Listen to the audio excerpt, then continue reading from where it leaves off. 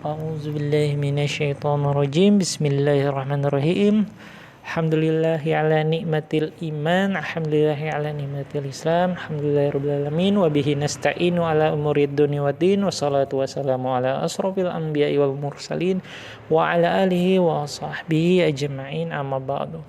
Raditu billahi rabba wa bil islami dina wa bi Muhammadin nabiyya wa rasula. Allahumma sholli ala sayyidina Muhammad wa ala ali sayyidina Muhammad.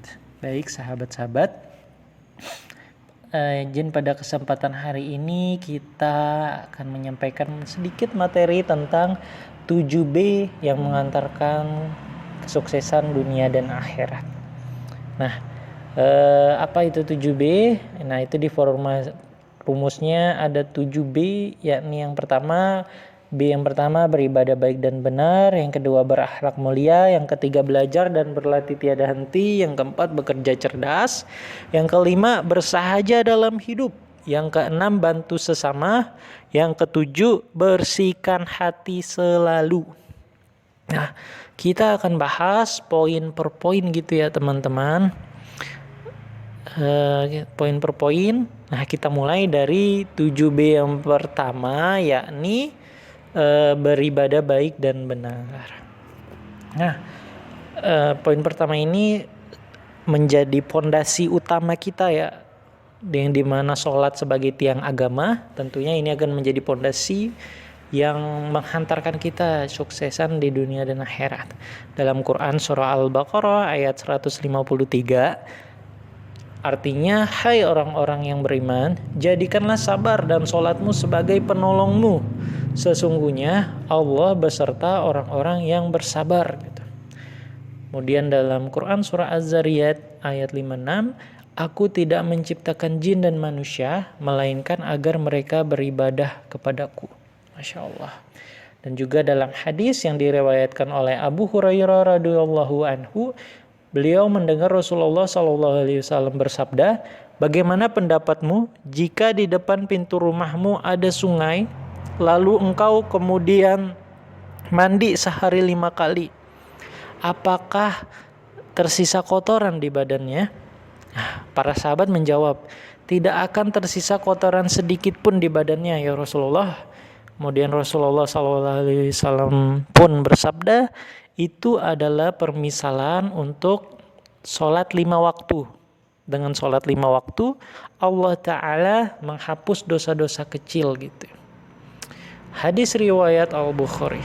Ya, karena dengan beribadah yang benar, tentunya ini akan mengembangkan dan mengoptimalkan potensi spiritual kita. Di mana potensi manusia itu ada 3 menurut hemat Mimin. Yang pertama akal intelektual, yang kedua jasad fisikal, kemudian kolbu spiritual. Ya, tentunya manfaat ibadah dalam kehidupan sehari-hari yakni menjaga kedamaian, meningkatkan kepekaan hati dalam menyikapi masalah, dan tentunya kita menjadi disiplin gitu ya teman-teman. Nah, itu tentunya jika ibadah kita baik, akan baik pula dari lingkungan kerja, lingkungan masyarakat, karena kan kita terbiasa dengan kedisiplinan. Nah, lanjut. Yang ketiga itu meningkatkan kemampuan mengelola emosi, menggali potensi, dan memahami kehidupan. Nah, ada hadis yang mengatakan juga jika kita dalam kondisi marah, kita dianjurkan untuk berwudu. Nah, apalagi dengan beribadah yang dimulai dengan wudu, ini tentunya dapat mengelola emosi dan menggali potensi pikiran kita menjadi jernih. Yang keempat, meningkatkan kecerdasan emosional, menjaga hati dan pikiran menjadi cerdas dan lebih baik, dan meningkatkan kemampuan. Nah, kenapa sih begitu pentingnya ibadah dan baik dan benar ini? Nah, sholat merupakan amal yang paling dicintai oleh Allah Subhanahu wa Ta'ala. Dalam hadis dari sahabat Abdullah ibnu Mas'ud radhiyallahu anhu berkata, aku bertanya kepada Nabi SAW tentang amalan yang dicintai Allah Ta'ala. Beliau menjawab, sholat pada waktunya. Kemudian apa lagi? Beliau kemudian menjawab, berbakti kepada orang tua. Kemudian apa lagi? Beliau menjawab, jihad fisabilillah. Hadis riwayat Bukhari dan Muslim. Nah, Kenapa begitu pentingnya lagi? Yang kedua, yakni sholat merupakan amalan pertama yang akan dihisab gitu ya sahabat. Teman-teman sudah pada tahu ya. Nah, dan juga siapa yang memperbaiki sholatnya, ia tentunya sedang memperbaiki hidupnya. Ini kata-kata bijak yang sering kita dengar. Ini sebenarnya implementasi dari surat Al-Ankabut ayat 45. Yang artinya sesungguhnya sholat itu mencegah dari perbuatan-perbuatan keji dan mungkar.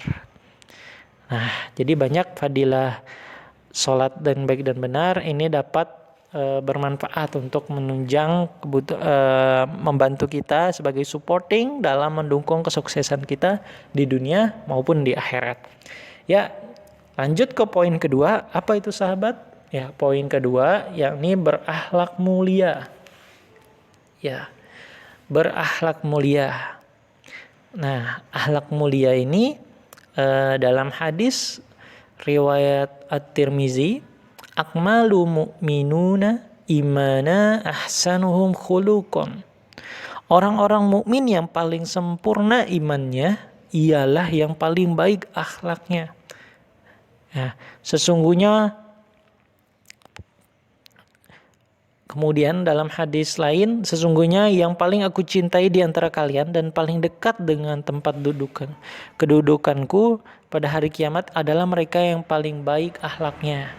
Ya, orang yang baik akhlaknya ialah buah dari ketakwaan, buah dari ibadah yang baik dan benar tadi gitu sahabat. Tentunya itu akan merefleksikan bagaimana adab kita, perilaku kita, sifat kita, tabiat kita, watak kita.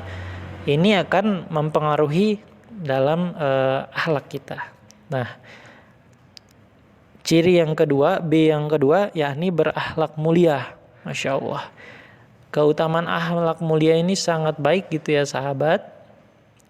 Dalam beberapa hadis yang tadi kita sampaikan itu cukup komprehensif dan cukup detail yang akan menunjang ini ya kesuksesan dengan akhlak yang mulia. Nah, akhlak mulia itu akhlak yang baik itu berbuat baik kepada orang lain, tidak menyakiti orang lain, menampakkan wajah ceria dan dapat menjadi warisan termahal gitu ya. Dan terbaik dari diri kita, keluarga, keturunan adalah keindahan akhlak yang baik. Nah, dalam hadis riwayat Abu Daud, sesungguhnya dengan akhlak mulia ini, seorang mukmin akan sampai derajat orang yang mengerjakan puasa dan sholat malam. Masya Allah. Disamakan, disetarakan dengan mengerjakan puasa dan sholat malam.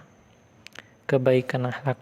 Nah, apalagi manfaat kebaikan akhlak yang mulia? Akhlak yang mulia itu yakni orang yang paling banyak adalah akhlak mulia itu adalah amalan-amalan ahli surga gitu ya teman-teman. Yakni sesuatu yang paling banyak memasukkan manusia dalam hadis riwayat Rasulullah SAW bersabda, sesuatu yang paling banyak memasukkan manusia ke dalam surga adalah takwa kepada Allah dan akhlak mulia. Nah, bagaimana cara untuk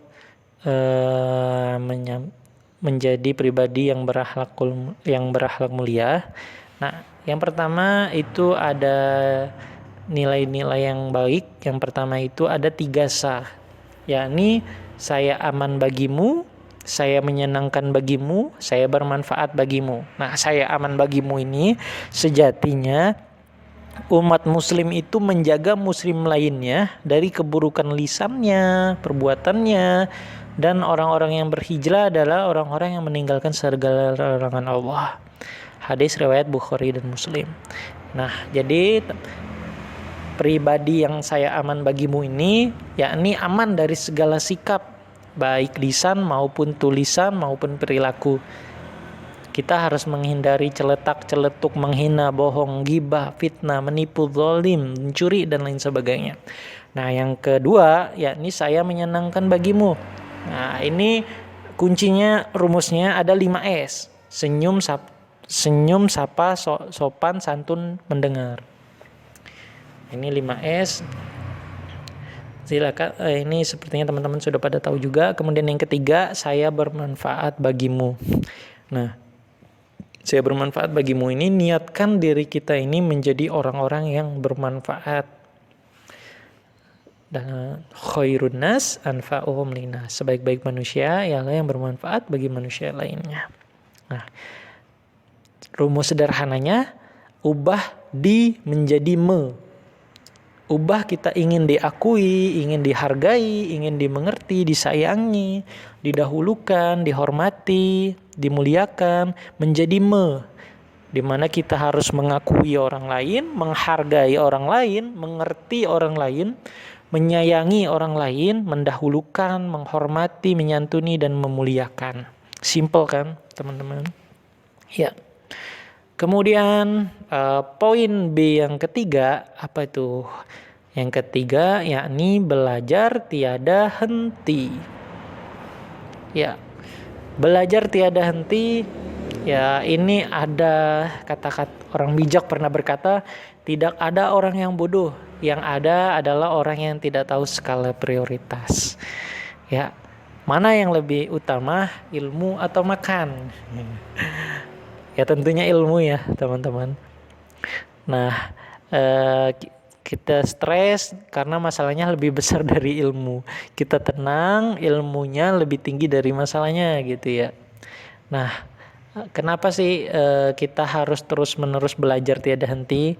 Karena orang yang menuntut ilmu, yang mencari ilmu, gemar mencari ilmu, memiliki keutamaan-keutamaan yang baik. Yang pertama, ilmu adalah amalan yang tidak terputus pahalanya. Insya Allah, dalam hadis riwayat Bukhari dan Muslim, ada ketika manusia meninggal maka terputuslah amalnya kecuali 3 perkara. Yang pertama sedekah jariahnya, yang kedua ilmu bermanfaat, dan yang ketiga anak soleh yang mendoakan kedua orang tuanya. Kemudian manfaat ilmu kedua, yakni Allah akan mengangkat derajat orang yang berilmu. Yang ketiga, keutamaan kita menuntut ilmu, karena ilmu merupakan jalan menuju surga. Dalam hadis riwayat Muslim, barang siapa menempuh suatu jalan dalam rangka menuntut ilmu, maka Allah memudahkan baginya jalan menuju surga. Masya Allah, tabarakallah. Kemudian yang keempat, keutamaan ilmu, ya ini anugerah terbesar oleh Allah Subhanahu wa taala. Nah,